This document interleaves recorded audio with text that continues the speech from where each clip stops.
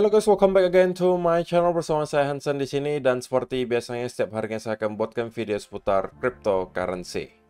Apa kabar kalian hari ini semuanya? Semoga dalam keadaan yang baik-baik saja. Teman-teman, di video hari ini saya akan berfokus untuk melakukan update ke beberapa chart yang tentunya berkorelasi ke Bitcoin. Dan juga tentunya di akhir video nanti kita bakalan bahas dari segi price action. Tentunya apa yang bisa kita expect untuk Bitcoin dalam beberapa waktu mendatang. Dan jangan sampai lupa teman-teman bahwa di minggu ini kita akan mendapatkan beberapa data yang cukup penting. Sehingga kemungkinan market akan bergerak dengan volatilitas yang lumayan tinggi, terutama menjelang akhir minggu nanti. Nah, semuanya bakal kita bahas di video hari ini, namun sebelum itu kita bakal mulai dari CoinMarketCap terlebih dahulu. Per hari ini, secara global market cap kripto berada di angka 1,04 triliun dolar atau turun sekitar 0,55%. Nah, di top 10 coin sendiri sebenarnya keadaannya juga semuanya merah. Penurunannya ranging antara 0, sekian persen hingga ada yang 5%. Yaitu adalah Solana, teman-teman, yang mengalami penurunan paling signifikan, ya sedikit banyak juga karena pengaruh rumor di mana FTX akan mengajukan permintaan untuk dapat menjual semua aset kripto mereka, dan holding paling besar dari FTX itu adalah di Solana. Sehingga itu memicu semacam fear, membuat orang-orang mungkin menjual terlebih dahulu, menyebabkan Solana menurun 5,21% dalam kurun waktu 24 jam terakhir. So, itu adalah outlook sementara dari beberapa top coin yang ada. Sekarang kita langsung aja masuk ke chart. Nah, teman-teman, pertama saya pengen mulai dari chartnya dollar index terlebih dahulu. Nah, terakhir kali ketika kita update soal chartnya dollar index, saya sampaikan bahwa short term saya itu cenderung bullish untuk dollar index. Seingat saya, kita membahas hal tersebut kurang lebih di sekitaran area di sini. Dan kalau misalnya teman-teman perhatikan, kita memang persis short term masih bullish dan break menuju ke area high yang baru, teman-teman. Nah, pertanyaan selanjutnya tentunya, apakah yang kita lihat di sini sudah berakhir ataukah kita masih akan lanjut untuk mengalami kenaikan? Nah, teman-teman, selama struktur dari dollar index itu masih membentuk lower low dan lower high, maka tidak ada alasan menurut saya pribadi untuk merasa bahwa kita sudah akan kembali drop ke bawah dan membentuk lower low baru. Artinya apa? Selama kita masih mampu stay di sekitaran area di sini, kita masih mempunyai chance untuk dapat break di atas area 105,7 di sini.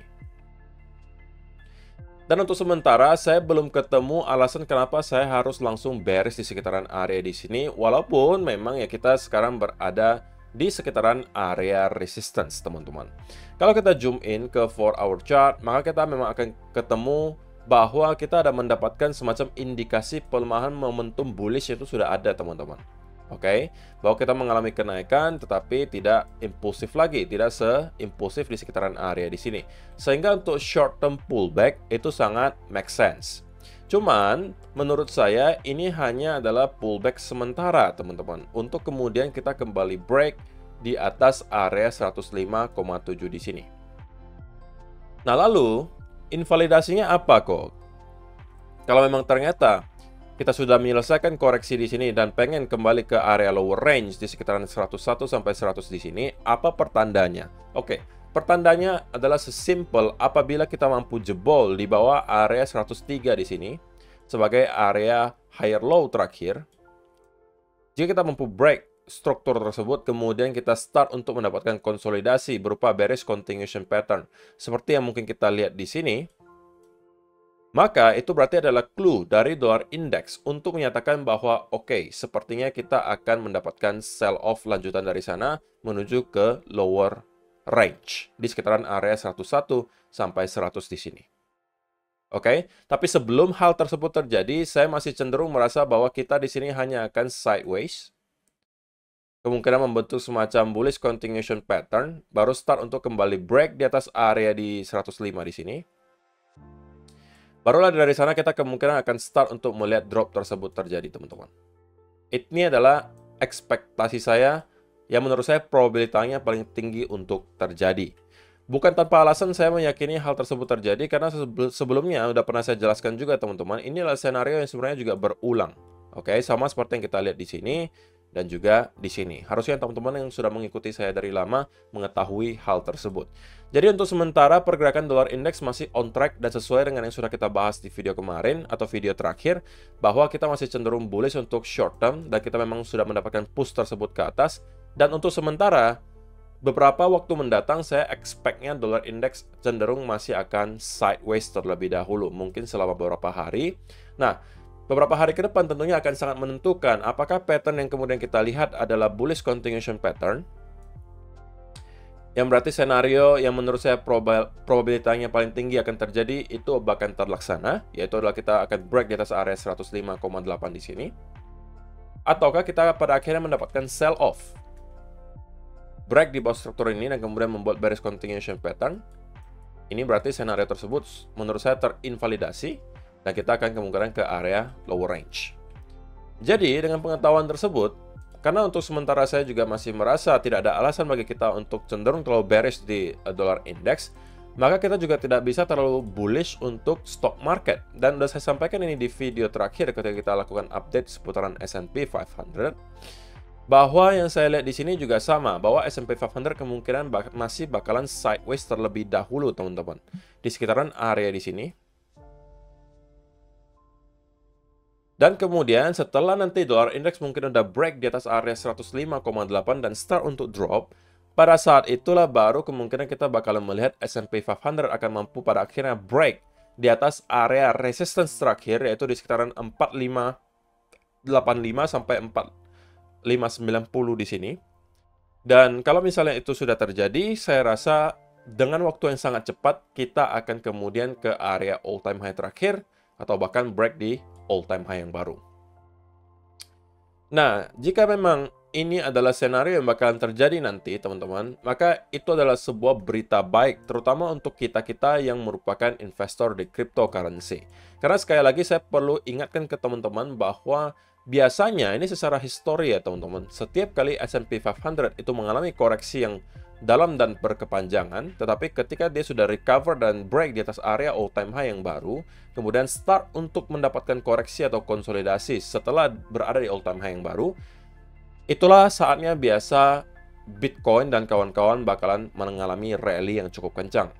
Logika sederhananya adalah kemungkinan orang-orang itu kalau investasi di Amerika terutama, mungkin fokusnya pertama di saham dulu, karena mungkin anggapannya lebih low risk teman-teman. Volatility-nya tidak setinggi kalau kita di crypto.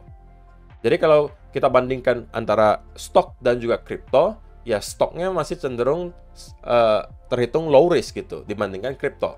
Berbeda cerita kalau misalnya kita bandingkan dengan obligasi dan lain-lain ya obligasi ya lebih low risk lagi. Tapi kalau bandingannya antara stock market dan juga misalnya crypto, maka ya stock market cenderung lebih low risk gitu. Maka orang masuknya ke yang low risk dulu.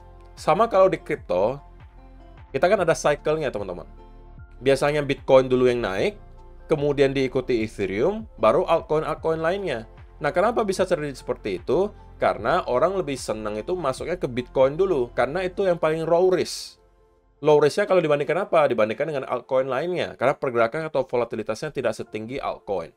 Maka masuk ke Bitcoin dulu, ketika Bitcoin sudah mereka cuannya lumayan, mereka jualan, sehingga biasanya ketika Bitcoin sudah rally dan start untuk sideways, biasanya altcoin bakalan catch up. Yang artinya orang-orang sudah taking profit di Bitcoin dan sebagiannya ditaruh ke altcoin sehingga altcoin bisa naik. Nah, ini juga ceritanya sama teman-teman. Orang terlebih dahulu masuk ke stock market.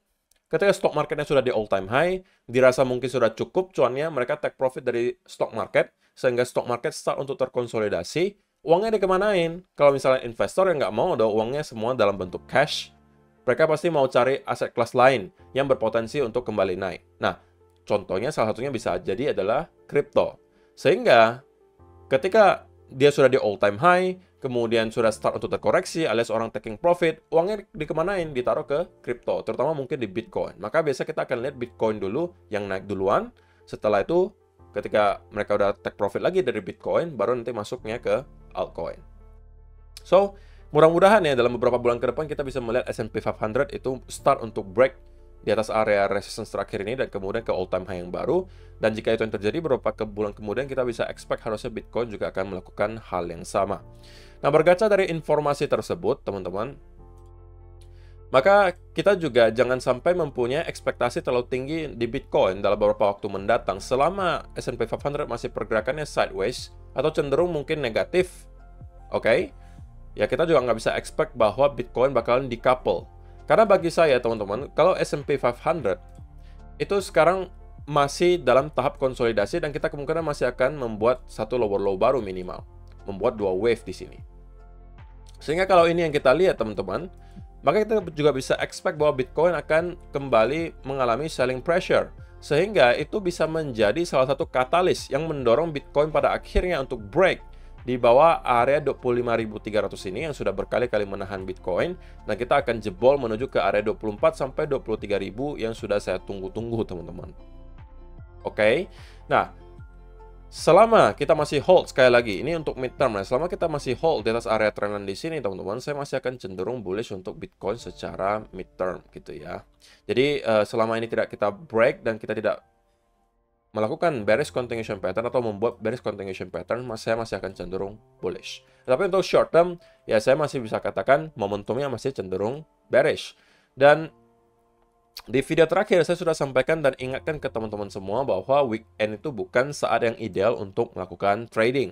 Karena akan ada potensi manipulasi yang terjadi. Dan lagi-lagi teman-teman, kalau kalian lihat pergerakan seperti ini sudah sangat-sangat jelas adalah manipulasi dari market maker yang memanfaatkan liquidity yang tipis untuk menjemput beberapa stop loss yang ada.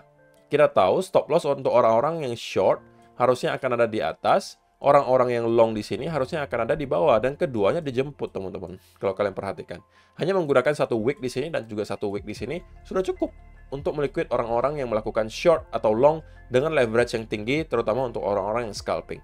Itulah kenapa saya tidak menyarankan teman-teman untuk buka posisi ketika di Sabtu atau Minggu. Dan di video terakhir, saya sampaikan, jika yang kita lihat kemudian adalah Bitcoin mampu untuk jebol di atas area ini, maka kita berpotensi memvalidasi ascending triangle ini. Dan ini harusnya adalah potensial untuk buy. Nah, ini adalah juga alasan kenapa teman-teman itu wajib menunggu konfirmasi sebelum masuk. Karena kalau kalian langsung masuk hanya atas dasar asumsi bahwa ini adalah sebuah ascending triangle, maka kemungkinan besar kalian bakalan loss. Kalian tidak sabaran untuk menunggu konfirmasi yang ada. Tapi kalau kalian tunggu konfirmasi, maka kalian akan terselamatkan dari trade ini dan kalian tidak akan sempat masuk. Karena rupanya ascending triangle yang tidak terkonfirmasi. Dan justru kita mengalami drop dari sana, dan kita mendapatkan penjemputan likuidasi di dua arah. Nah, lalu, apa yang bisa kita expect untuk beberapa waktu mendatang? Untuk sementara, tidak banyak yang bisa kita expect sebenarnya. Kalau misalnya dari segi price action, tidak ada yang bagi saya akan terlalu signifikan selama kita masih berada di dalam range ini, teman-teman. Ini adalah range-nya. Dan kita sekarang berada in the middle of the range. So, untuk sementara, sekali lagi, bagi saya ini masih tetap adalah no trading zone. Oke. Dan saya belum melihat ada setup yang bisa dimanfaatkan, teman-teman. Sehingga tidak ada sekali lagi kewajiban bagi kita untuk memaksakan setup ketika memang pergerakan market sangat sulit untuk ditebak seperti ini. Tetapi yang saya tahu adalah satu hal, apabila pada akhirnya Bitcoin tidak mampu untuk maintain di atas area 25.300 di sini, maka saya merasa akan ada chance yang cukup besar bahwa dalam waktu yang sangat singkat, kita kemudian akan nyampe ke sekitaran area 24 sampai 23.000 dolar.